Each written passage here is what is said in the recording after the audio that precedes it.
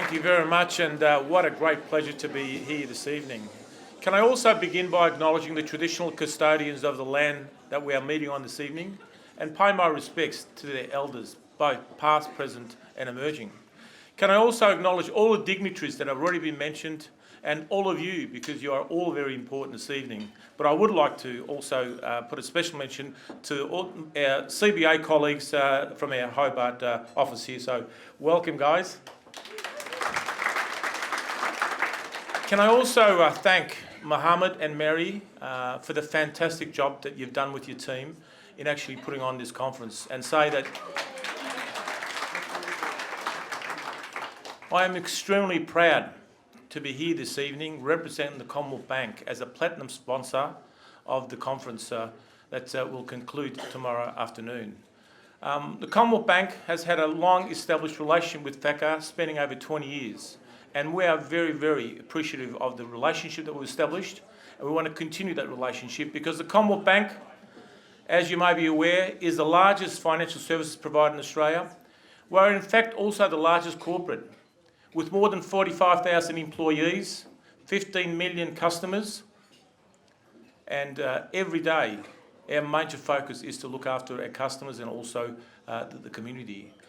You may also be surprised to know that I am the longest serving senior executive of the Commonwealth Bank, and in January of this year I celebrated 45 years at the Commonwealth Bank. And you'll also be surprised to know on another statistic, which I found out on Tuesday evening, that as we speak right now, out of the 45,000 employees that are currently employed, there's only 14 other employees that have been here as long as I have. And it's been an absolute pleasure to actually pursue a very successful career at the Commonwealth Bank. And my current role is the General Manager for Multicultural Community Banking Australia, a division they actually established 3 years ago at the request of the current CEO and the Group Executive for Business and Private Banking, as a direct result of the work that I've been doing in the multicultural space for over a quarter of a century. And this is an area that I'm really, really passionate about. And I think I know many of you in this room, and many of you may have heard my story, because I'm really passionate about multiculturalism, because I truly believe that the multicultural society that we have created in Australia is the most successful society in the world. And I think it's something that we should be extremely proud about. I also get up every morning being very thankful and feel privileged that this country opened up its arms, allowed me, my brother and my family to migrate to this country some 50 years ago. So when I actually meet a lot of people and I tell them about the role that I do and how I've been able to get the bank to actually ask me to establish a new division with no revenue focus whatsoever, to be able to write my own KPIs, my own job description, people ask, I want to hear your story. So tonight, I would like to share with you my story and my journey, both in Australia and at the Commonwealth Bank. Because it's important also for me to note that the Australia that I was introduced to 50 years ago was a different Australia that we have today. And we must continue to celebrate what we've created today. I know that there's still more work to do, but we should also acknowledge where we were and where we are today. Because my story really demonstrates that Australia is still the lucky country and is still the land of opportunity for all those that have been given the privilege to be born here or live here. So I can't see the screen, so hopefully, now, I guess my story begins on the island of Cyprus, where I was born in that house. That house's foundations is over 200 years old. It's a mud house, and it's recently been rendered, and it's legally still belongs to my family. That's my school friends. And it's important to note that I was born in a village, population of around 220 people, no running water, no electricity. And unfortunately, very tragically and sadly, Cyprus at the time, there was conflict between the two communities, between the Greek communities and the Turkish communities. And very sadly and tragically, I witnessed seeing my 16-year-old uncle being killed by a booby-trap bomb. And it was then that my parents decided that they wanted to take their two sons to a better land. At the time, my father's reputation, profession, or should I say his occupation, he was a shepherd. And we also lived off the land, we were market gardeners. And we were very, very fortunate because when my parents made that choice that they wanted to look for another country to take their two sons, they were fortunate because my aunt and my uncle had actually migrated to Australia in the 50s and they were able to support us. And this country opened up its arms and gave us the privilege of come to this country to lead a very successful life. So, at the age of 10, going on 11, we embarked on a journey. We embarked on a journey on the Greek vessel Patris. And how many people have come here on the Greek vessel Patris or have had people that have come here on the Patris? Yes? Parents. There you go. Mary's parents. And your father? After a 24-day journey on the high seas, we arrived in Melbourne on Melbourne Cup Day in 1968. And I guess because my aunt and my uncle had been in Australia for some time, they decided to move out into the outer suburbs of Melbourne to Burwood on a quarter of an acre. And it just so happens that in those days there was hardly anyone from a sort of newly arrived Australians. And we were enrolled in a school not far from my aunt's and uncle's house. And arrived here not knowing a word of English. In those days there was no support for us to learn the English language.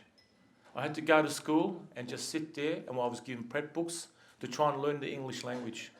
And just go to class and you'll pick it up over time. And keep in mind, this is 1968. There's a lot of Gallipoli veterans still alive. First time the kids and the teachers have seen somebody with a Turkish background saying, your grandfather shot the leg off my grandfather, your grandfather killed my father, and my grandfather. It was very, very difficult. And it was the first time that, you know, I've interacted with people that couldn't speak my language. And one of the most traumatic things that I found was the first couple of days of school is just eating my lunch. I was introduced to sandwiches in this country because the village that I lived in, my mother baked the bread every 7 days in a wood oven, and by the 7th day, we had to have strong teeth to be able to bite into it.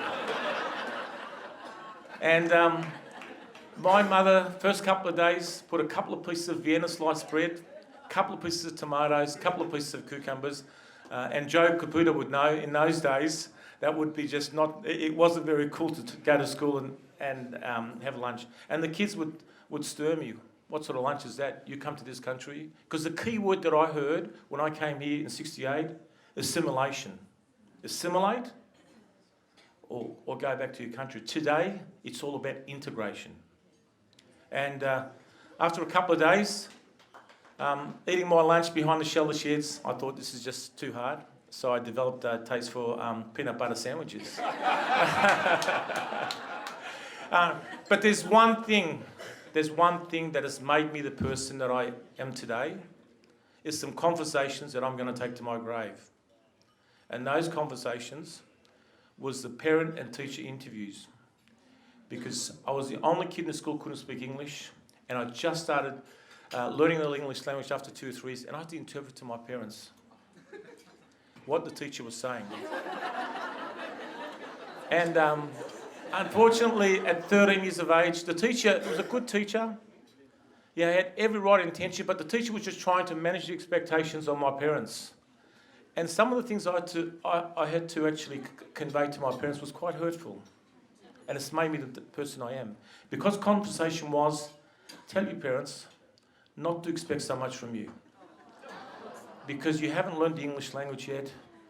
And it was a technical school in those days. You can become a butcher or a baker. Not that there's anything wrong in becoming a baker or a butcher, but that wasn't my passion. Or ultimately, thank you, ultimately you can get a job at the Ford factory or the GMH. And at that stage, I decided I wanted one day to prove that teacher wrong. And all those kids have said to me that I couldn't actually achieve success. So I actually, in 5 years and 3 months, I was able to knuckle down and learn the English language, and I was really, really focused on not having an English accent, because I just wanted to feel accepted.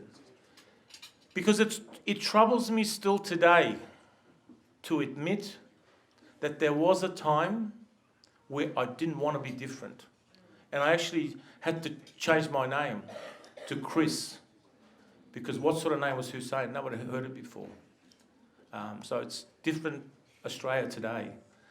And so after 5 years and 3 months, I applied the first job at the age of 16 to the State Bank of Victoria, which merged in 1991 with the Commonwealth Bank of Australia. And I recall that letter when it came in the post. I was about to open that envelope, and I knew that my whole life could change what was in that envelope. And when I opened it, and it actually stated that we're pleased to offer you a job at the State Bank of Victoria, Mo's giving me the wind-up, so I'll be right.